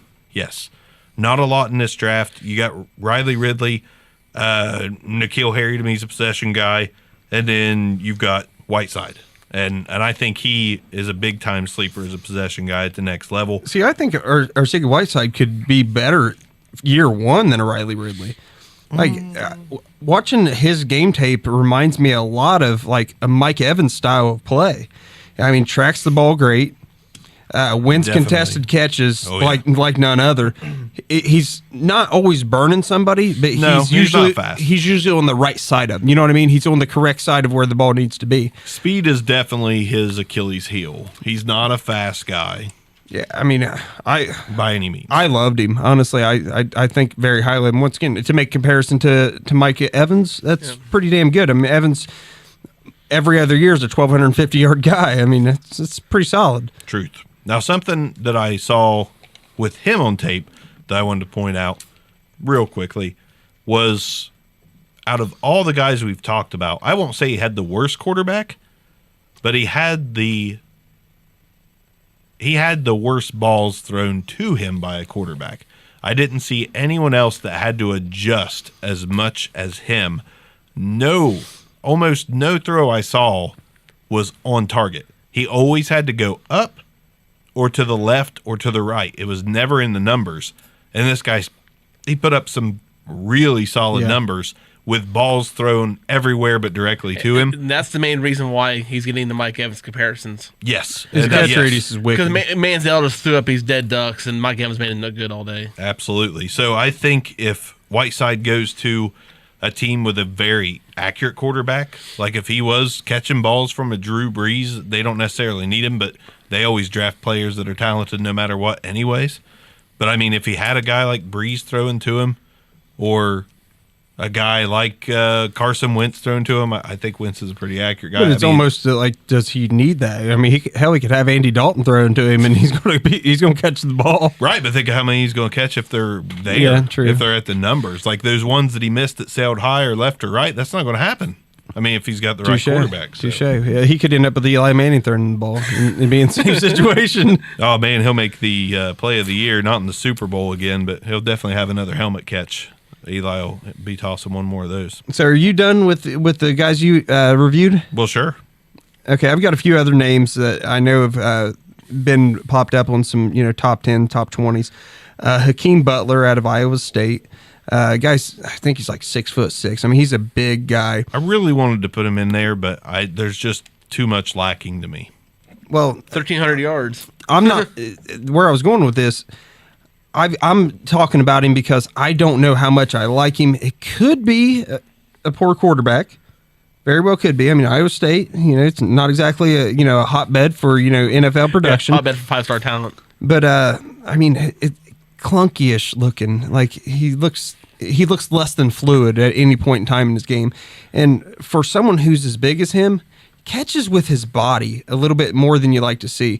I mean, you want to see someone catch with their hands, and he's catching literally in his gut and like kind of, letting the ball come to him instead of going to the ball. And I'm not a big fan on that one. Additionally, Anthony, I'll give him the nickname from the UFC guy, Rumble Johnson out of Buffalo. Yeah. Man, you were talking about guys that fight for the ball. He's almost Chad Ochocinco-like. Not the same game, but he's open when he's covered. Like at any point in time, he's fighting for it, and he's coming away with it, and has some great plays after the catch, pulling away from two guys to get an extra 15, 20 yards. I like Anthony Johnson out of Buffalo. Deep sleeper, Ashton Doolin. I believe he's out of Malone. Just destroyed bad competition. Is that up by Slippery Rock? Shoot, I don't even know where the heck it's at. It's just I mean, what happened to your level of competition argument? No. That's deep sleeper. Deep sleeper. As I said, Division II guy. I'm not obviously poor competition. Very similar to, who was the other guy? Isabella. Very similar to Isabella. I mean, if you have good mechanics and all that, that makes up for a lot of it. Yeah. But with that being said, like, what's the guy's cuts really look like? What's he look like against a top flight safety or cornerback? And then the two receivers from West Virginia. I love David Sills, excuse me. Red zone threat. Like if you watch like 10 minutes of highlights and it's just of him catching touchdowns. 33 in 2 years. And you're just like, did he have any catches that didn't go into the end zone? And you start to wonder, yes, it's wide open in the Big 12. I get it. There's not a lot of defense. But he was wide freaking open almost at all times. It reminds me a lot, because he can high point. He can, obviously, a great red zone threat. It reminds me a lot of Cooper Kupp. Wonder what cornerbacks he played against. Any big names? Or off the top of my head, no. Oh, okay. But, I mean, it is Division I cornerbacks. Do you like this guy better than Terry McLaurin? Yes. What? Yes, I like David Sills better than Terry McLaurin. I also like Garrett Jennings better than Terry McLaurin. He's my closest comp to him is kind of like a mix between Jarvis Landry and Golden Tate. Just seems to be right place, right time, good hands, and he gets in the end zone quite well. They play well in a good offense with a great quarterback. Yeah, and a lot of that could have been a testament to how good Will Grier is actually going to be in the NFL. Because that offense was wide open. They scored a ton of points, and both of them got in the end zone a lot. I mean, I love the way that both of the West Virginia receivers played. You got anyone else you'd like to add, Neil? Neil, I'm hoping that you have a little bit of info on the West Virginia wides for us. I mean, I watched a great deal of West Virginia games, but I think they both perform well. Like, Sills is awesome, but I honestly think a lot of it comes from the system and Grier. But, I mean, if you watch Sills, he catches the ball at the highest point. But Grier plays some great balls. Mm-hmm. That's why I think Grier is going to be the best quarterback out of the class. That's why, I guess my point is that's what you should expect out of an NFL quarterback, though. Like, Sills is going to be able to do what he did at West Virginia to an extent. Obviously, it's a little bit different in game, but to an extent because he's getting up to the point of attack, and the ball should be placed where he can catch it. I'm actually a pretty big Sills guy, but obviously it's all about destination. But I also think, like I said, a lot of it has to do with Grier. What about Hunter Renfrow? You're also he's a homer pick. He's a homer pick though. Like you can't ask for a guy with better hands. Mr. Trustworthy. So he's basically the anti-Paris Campbell. Anti-Terrell Owens is going to be a guy. Even though Jacinko had a bunch of drops, but Renfrow didn't drop the ball hardly at all. If he needed a 3rd down and 7, he was there. What do you have, like 900 catches over his career? He's also like 85. 42 years that he played at Clemson. But yes, he's a perfect guy if you needed a third down to 7. Mr. Clutch. No, I mean Cole Beasley. A Cole Beasley type player to where I don't think he's a game breaker. I've heard that guy rap before, but does he play in the league? I know he's a rapper. Cole Beasley. Yeah. Yes. Okay. I believe he's Pittsburgh now, isn't he? No, Buffalo. Okay. Congratulations, Hux. Yeah. But it's hard to say if he even goes in anywhere in the first couple. Definitely not the first couple days. I could honestly see Renfro being an undrafted free agent. But yeah, I say it's gonna be very, very late. That's effective on a team. Oh yeah, I can see him easily getting a spot in the slot. Something else about Renfro, and I'll give you credit here. I know you're a big Clemson guy and West Virginia guy, and Patriots, Bengals, Seahawks, anybody, Texans, anybody, the Thunder, the Rockets, Las Vegas Golden Knights. Yeah, I mean the Blue Jackets. I mean, just I know you're a big Tiger Woods sports guy, like and Phil players. Mickelson. Yeah. I'm a VJ Singh guy. And VJ Singh guy, John McEnroe, and I do like McEnroe. and Roger Federer, right? As well as Andre Agassi. No. All jokes Kimbo aside, Slice. one thing I'll give you, Definitely not. Renfro is without a doubt he's a leader. Okay, he's going to be a great locker room guy. I don't think that he has any fantasy impact. Definitely not. And I don't know about at any point in his career, but he is a guy that you're going to want to have on the team because I do believe that he's someone who you need 4 yards on third and 4. Renfro is a guy that's going to get open, and he's not going to drop the ball because he does have great hands. One last do you guy. have any input on Jennings, by the way, Garrett Jennings? I wasn't too big on him. Yeah, I love the way. I mean, but once again, Big 12. Right. Caveat that. Seemed to be open across the middle a lot and did a lot with it. I mean, I was a lot more impressed with him more so than Jennings. Yeah, I mean, Sills looks like a stud. I want to touch on one last guy before we sign off, just you do. to see if there's any opinions. Miles Boykin. Notre Dame wide receivers haven't exactly been a big hit in recent years. Golden Tatum's about it. Golden Tate was about where it ended. Equinemius St. Brown has a chance. I think he looked okay in spot duty as a rookie. We liked him a lot before last season anyways. I still do. I haven't changed my stance on him. Not saying he's going to be a stud, but we liked ESB. Miles Boykin didn't really do a whole lot till this past year. Still didn't do a ton. He did have 8 touchdowns on 59 catches for 872. But again, Notre Dame, solid team, more of an all-around team. Guy didn't get peppered with passes. 6'3", 220, runs a 4.42.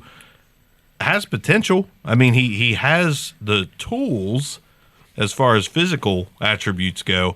But just wanted to see if there was any opinion on him. I don't have much of one because I'm not a Notre Dame fan and I didn't watch any games. To me, Asbel, I hate Notre Dame and they stink. So it seems like Boykin caught the ball when he was open. I know that's very generic to say, right? It for any of the highlights that you see can on happen. I know, but it seems like was he burning people? I hope not. Not really. That's But illegal. it's just like he's just behind a guy. He does high point the ball well. Man, the thing about Boykin, like I don't know how he's with contested catch because you almost never see it. Now maybe it's because he is that good of a route runner. He seems to be at the right place at the right time. But man, I guess I love seeing whenever two people are colliding and someone coming away with it. It just almost was like he was a product of the system. When I watched all the Notre Dame games, it seemed like it was more running than passing anyway. So I didn't get to see a lot of the body of work that I should have. Yeah, I will say, I mean, by all accounts, it looks like he's got really solid hands. You know where you see people colliding a lot if you look at the tape? It's castingcouch.com. Stop. All right. Thanks for joining us. Had to throw the casting couch in there. We are getting ready to move, possibly. The Bark estate has sold, and we'll probably be going to Arms Manor for some future episodes. And there is a casting couch down there. There is a brown leather casting couch. So if any of our fans out there would like to come into the show, we will need to take a few pictures, some headshots. This is for modeling. Nothing else than that, There's no job. Yeah, so, Dan, Chris, Stoops, guys over at DHH, guys over at Dynasty headquarters, guys at Trade Addicts, guys at Dynasty Dads. If you want to come sit on the casting couch. We promise nothing terrible will happen. We're just wanting to offer you a position with our company. The position is up to you. Thanks for joining us. You've got to try out though. You got to show us what what you can do. Oh yeah. We're not just bringing in random people and hiring them. We do have to run you through a series of tests and make sure that you're the quality and what our fans are looking for to join the Back Row Fantasy Show. Absolutely. Absolutely. So Bark's out. Good night. Later.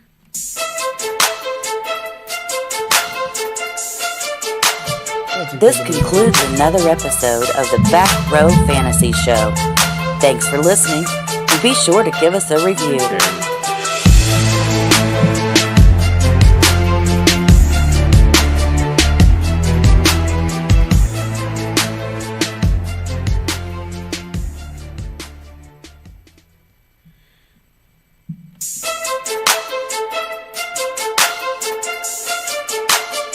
This concludes another episode of the Back Row Fantasy Show. Thanks for listening, and be sure to give us a review.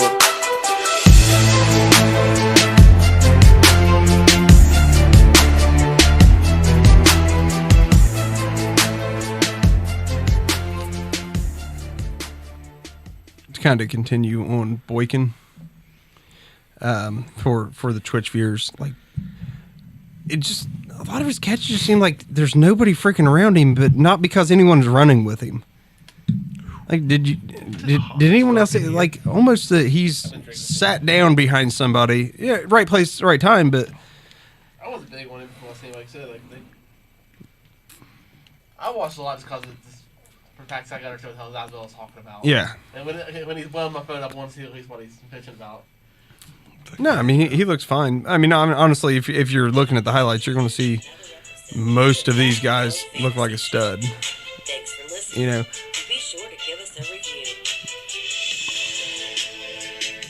Okay. Oh, that was the first one. Okay. that was the first one. Or that was the last one. I mean. Okay. Yeah, just edit it out, and we'll get called a day.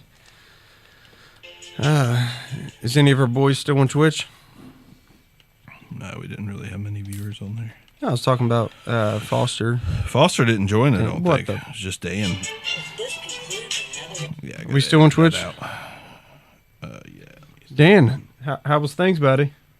What'd you think about the show? I don't know if he's still there or not. Damn it, Dan. Somebody's there, but I don't know who it is. Shit. Yeah, I look pregnant from right here. Damn it. Arms, you motherfucker. It's hard to edit on what I've been recording with. Oh, well, I'm not going to edit it. No, I got to. It's going to drive me nuts. I'll be honest with you, I never listened that far in. Outro music, turned it off. Absolutely. Absolutely. So Bark's out. Good night. Later.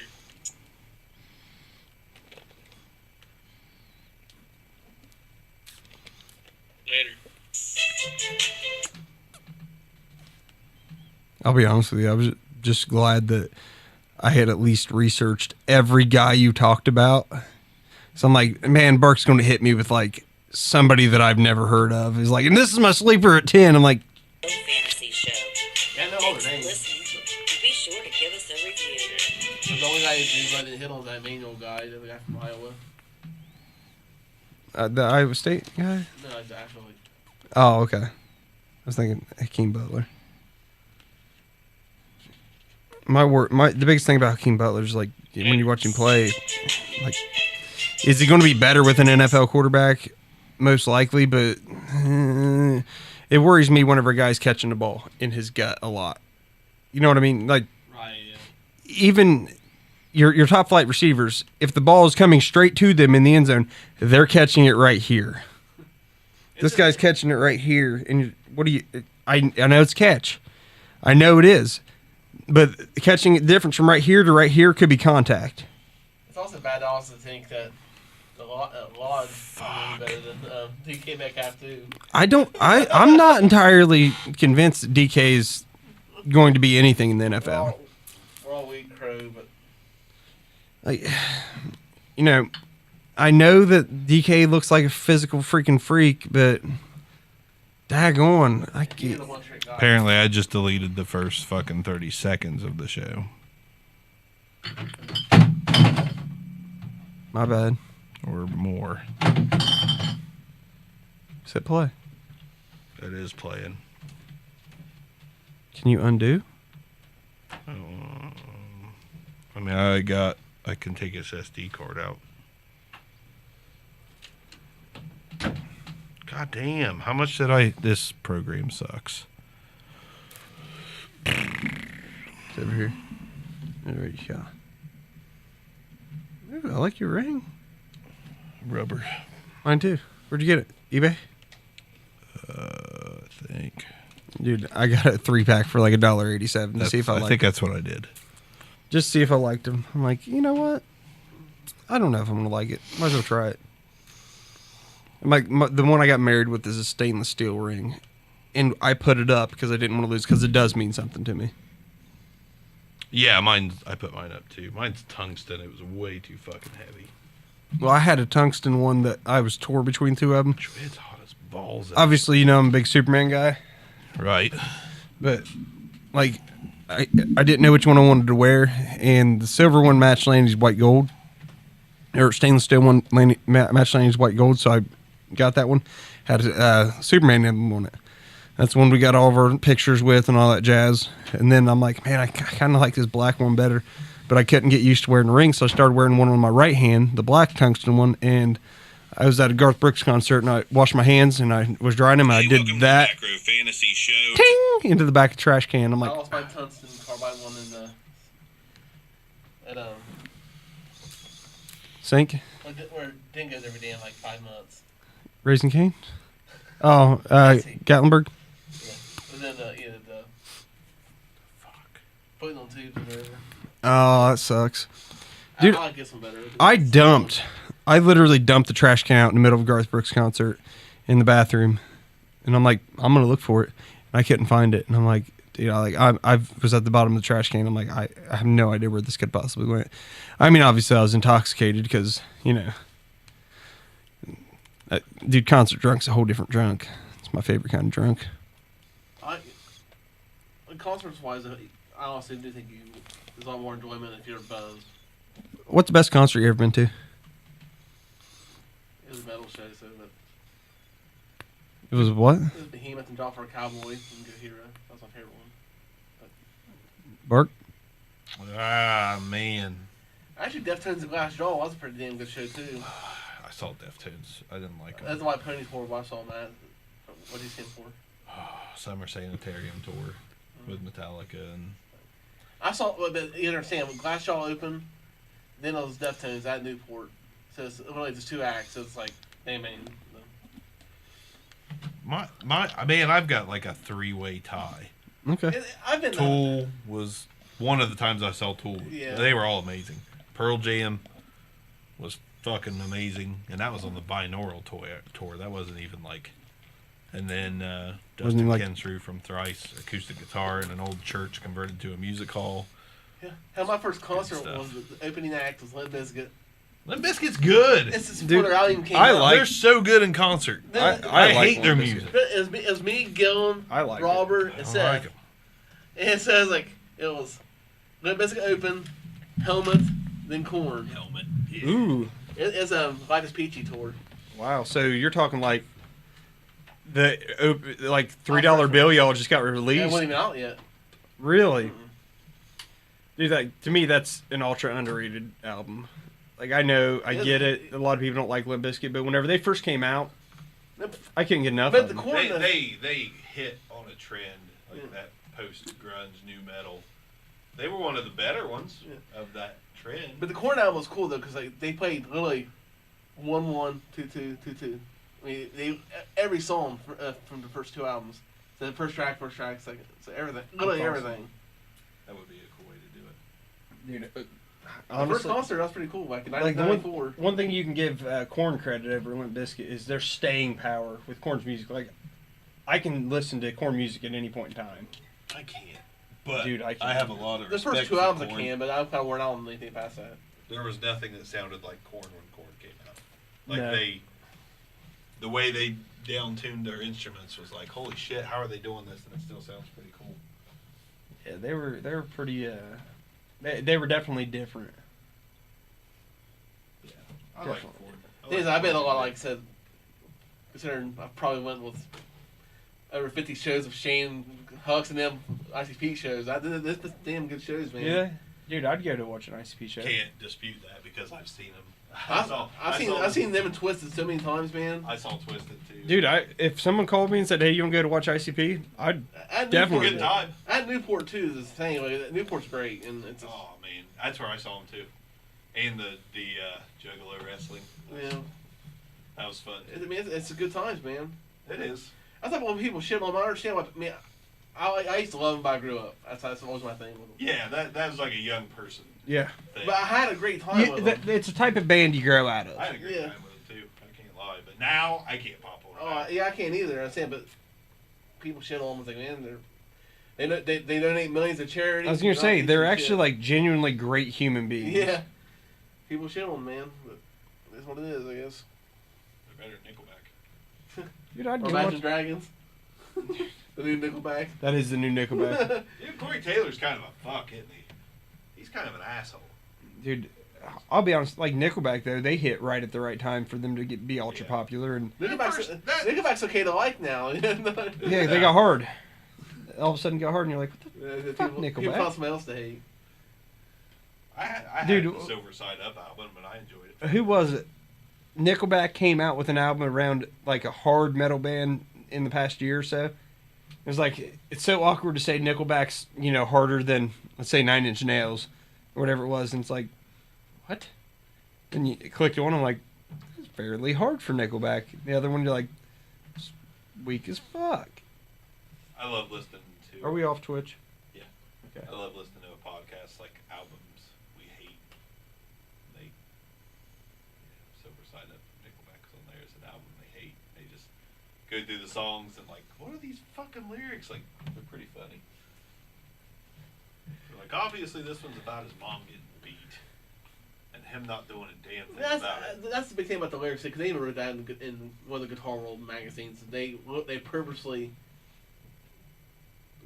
took industry plant lyrics as far as like, if you see about this girl getting beat, you're going to get lots of thumbs ups. Yeah, stand up for that girl. Yeah, fuck that girl in the back of the car. You know what I mean? It's like, So it's basically them, and then the new Nickelback is really Theory of a Dead Man. no, it's literally Imagine Dragons. Imagine Dragons got a whole different sound. Yeah, Like, but they're literally rehashing the same stuff over there. oh, are they? I've heard a couple of their songs, and they're catchy, just like Nickelback But they're songs. using the were. same formula over and over. That's why they're getting considered out. That's why they're getting lumped into that Nickelback.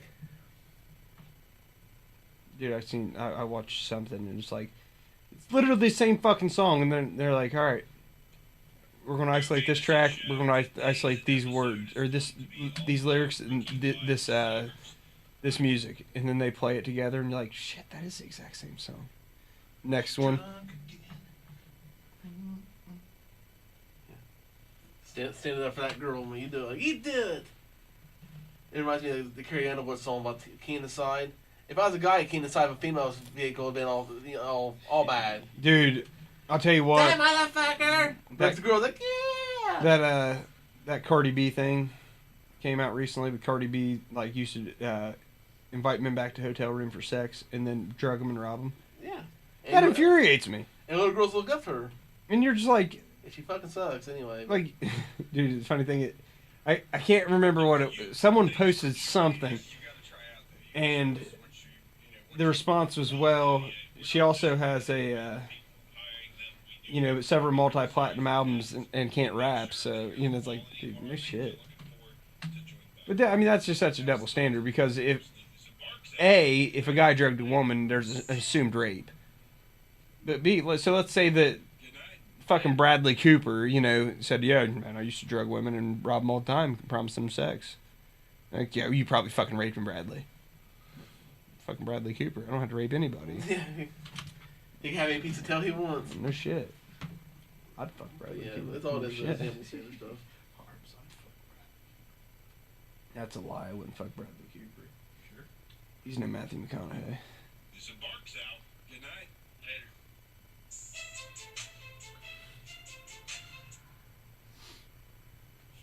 drunk again.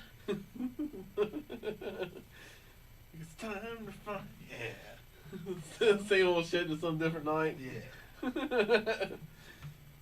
It's not bad. It's like, you stand up for that girl. You're a good man. You stand up for her. Dude. Too bad.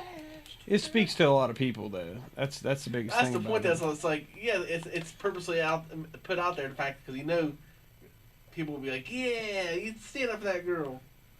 He didn't do anything though. He hid in his room. He was a fucking kid. Fucking beat that guy's ass, kid.